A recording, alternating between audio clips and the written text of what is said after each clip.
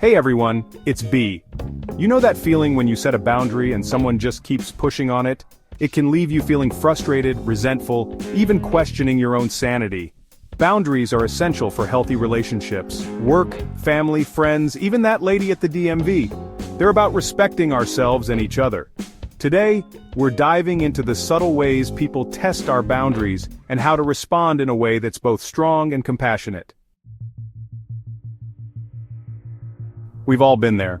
Someone asks for a favor and we're clear about our limits, but they come back with, "Just this once," or "Can't you make an exception?" Sometimes there are legitimate exceptions, but often these pleas test your resolve. Saying no is hard, especially if we're worried about disappointing someone we care about.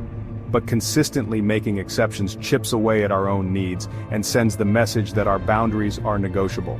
So, how do we stand firm? Acknowledge their request without giving in. This one is a doozy. The boundary pusher might say things like, "I thought we were close," or "You're being selfish." Suddenly, it's not about the request anymore. It's about your worth as a human being. Guilt trips are designed to make us feel bad, so we'll give in. But taking care of your own needs doesn't make you selfish, it makes you human.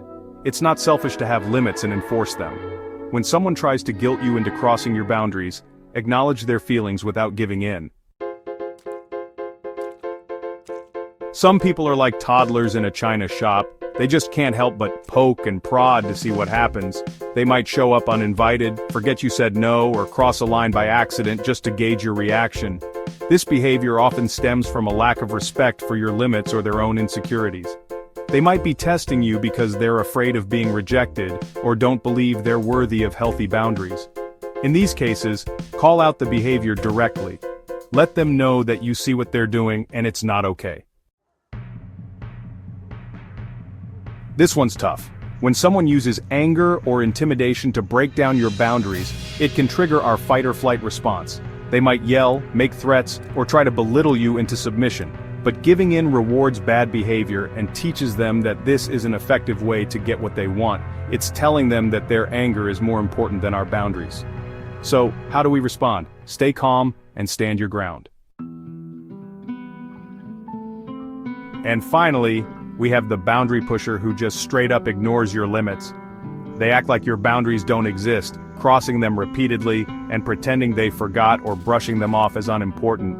If you've clearly communicated your boundaries and someone continues to disregard them, that's on them, not on you. It's a sign of disrespect and a clear indication that this person isn't willing to engage in a healthy relationship with you. Setting boundaries is hard, but it's one of the most loving and courageous things we can do for ourselves. It's about deciding what we will and will not accept in our lives, and then communicating that clearly and consistently. When we stand up for ourselves and honor our own needs and limits, we're not being difficult or demanding, we're being brave. We're modeling healthy behavior for ourselves and the people around us.